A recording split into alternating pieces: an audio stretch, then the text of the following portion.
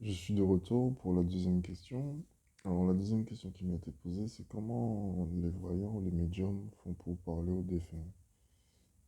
Alors, il faut savoir un truc, c'est que même si on a la capacité de parler aux défunts, parce que c'est dans tout le monde en fait, sauf pour certains êtres qui, eux, ils sont juste le rebut de l'univers. Oui, je dis le rebut parce que ce sont des vraies merdes. Ce sont des vraies merdes. Euh, En fait, c'est ça. C'est un peu comme le même principe qu'un talkie-walkie. Avant qu'on était petit, on avait un talkie-walkie, on se mettait derrière un arbre, le copain se mettait plus loin et on parlait. Ok. C'est une question de fréquence, une question de canal, une question d'émetteur et de récepteur. D'accord? C'est pas vous qui émettez pour le défunt, c'est le défunt qui émet pour vous. Ok? Si vous n'êtes pas en capacité d'entendre le défunt, il aura beau vous parler, ça va pas rentrer. Des fois, il a des phénomènes, quand vous n'arrivez pas à l'entendre, il va faire bouger des choses. Ou bien il va faire monter des odeurs, des trucs comme ça. Alors, il faut faire la différence entre un bon défunt et un mauvais défunt. Oui, parce qu'il y en a des mauvais. Euh, et en même temps, il y a aussi faire la différence entre un bon esprit et un mauvais esprit. D'accord. Parce que tous les esprits ne sont pas défunts. Ça, il faut le savoir. D'accord. Souvent, les gens associent l'esprit à la mort et dire que l'esprit, c'est un courant de pensée, en fait. C'est comme si c'est une entité qui a sa propriété de passer des pensées. Donc, ça forme plusieurs entités qui ont des pensées soit négatives, soit positives. C'est pour ça que vous pouvez, si vous voulez, en tant que médium, être connecté au flux en fait de pensées du monde et tomber sur des pensées qui ne sont pas les vôtres, mais qui sont intégrées à vous. C'est-à-dire que vous êtes en train de regarder la télé et brusquement vous avez une pensée qui arrive comme ça. Parce que votre cerveau, c'est à capter en fait un flux de pensées qui passait. Ok? Et donc, si vous remarquez bien, vous êtes l'émetteur. Vous êtes le récepteur en fait. L'être humain est récepteur de tout. D'accord? Il devient émetteur que quand il prend conscience qu'il est récepteur. Oui, parce que tu ne peux pas émettre si tu ne sais pas que tu peux recevoir. Parce que si tu émets sans savoir que tu reçois, ça veut dire que tu émets dans le vide. Ou tu émets pour personne. Ou tu émets pour des gens, mais tu n'es même pas sûr que les gens, ils t'ont demandé d'émettre. Et ce que tu émets peut-être, c'est pas forcément ce qu'ils attendent. Donc, vaut mieux être récepteur, comme ça au moins tu reçois, tu tries, et si tu as envie d'être émetteur, eh ben, tu émets ce que tu veux. D'accord? Contrairement à la nature, qui elle émet la même chose. Ça veut dire que comme la nature est connectée en bas comme en haut, elle reçoit de l'univers et elle retransmet à l'univers. Mais ça, c'est inné. Alors oui, vous avez l'instinct intérieur et vous avez aussi comment dire ça, le, le- on va dire le fonctionnement de l'esprit qui, lui, dans votre inconscient, est émetteur et récepteur. D'accord? Parce qu'il va émettre vos émotions sans que vous le sachiez. Et pour être conscient de ça, il faut être conscient qu'on est émetteur. D'accord? Et que notre inconscient et il faut être conscient que notre inconscient est émetteur. D'accord? Mais que nous sommes récepteurs. Donc, quand vous parlez, vous êtes récepteur. Je m'embrouille un peu, mais c'est, euh, c'est à peu près ça. Dites-vous que quand les défunts vous parlent, ben, c'est parce que vous avez ouvert le canal de la réception et que, et que vous êtes en capacité de pouvoir entendre, comprendre et, euh, et retransmettre. D'accord? Mais pour arriver à ça, il y a plusieurs étapes. C'est-à-dire que votre corps, comme votre esprit, comme votre vie, fait partie de tout ça.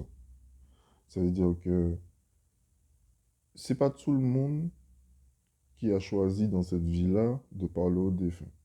D'accord? C'est un choix, c'est aussi une capacité qu'on a acquise avec le temps et les vies.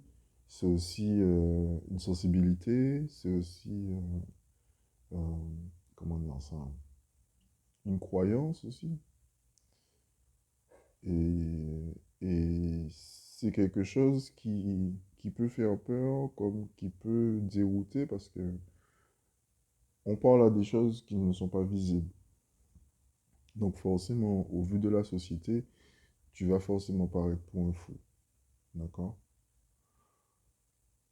Souvent, on me demande, mais comment tu arrives à décrire les gens, comment tu arrives à connaître la nature, le sexe et tout ça. Alors, si je dois parler de mon cas,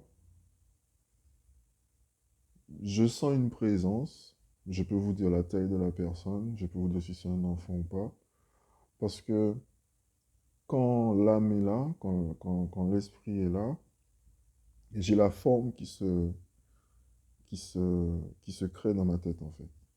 C'est-à-dire que quand, même si je regarde un mur et que j'ai la présence, je regarde la télé, j'ai l'image de la personne qui arrive et qui se forme dans ma tête. Donc forcément, je sais qui est à côté de moi. Et, et je me trompe rarement. Je me trompe rarement. En tout cas, sur les formes et tout, je me trompe rarement. Le seul problème que je retrouve dans ce genre de connexion-là, c'est, si vous voulez, j'ai des cas où la- la- l'esprit me dit un prénom, l'esprit me donne une lettre, ou bien l'esprit me donne une couleur de cheveux, ou bien l'esprit me montre en fait un corps. Mais c'est comme si, des fois, ça parle de notre personne. Ça veut dire que c'est comme si, en fait, comme tout est connecté, c'est comme si les âmes se passent des messages entre elles pour te dire, si jamais un jour tu vois telle personne, transmets-lui ce message-là pour telle personne. D'accord? Ça veut dire que des fois, vous pouvez avoir deux formes, en fait, ou bien même trois formes à côté de vous, ou même une famille. Moi, ça m'arrive d'avoir des familles, je vois toute la famille de la personne. Et mais c'est une personne qui est à côté de moi qui parle pour tout le monde. Donc, quand elle donne des informations, des fois, la personne qui est au téléphone dit, ah oui, mais je ne connais pas cette personne. Ou bien elle te dit, ah oui, mais je ne vois pas c'est qui.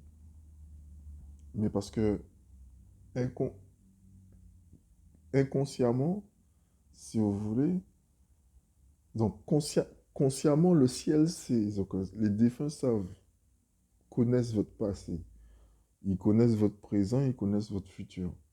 Donc forcément, si ils vous donnent des messages comme ça et que vous vous dites, ouais, voilà, je ne connais pas la personne, c'est pas grave. Parce que le message est passé. Donc votre âme, connaissant son destin, connaissant le chemin qu'elle a à faire, elle se dit, bon, ok, donc la prochaine étape, ce sera ça. Ou bien je vais faire ça, ou bien il y a des trucs à faire ça.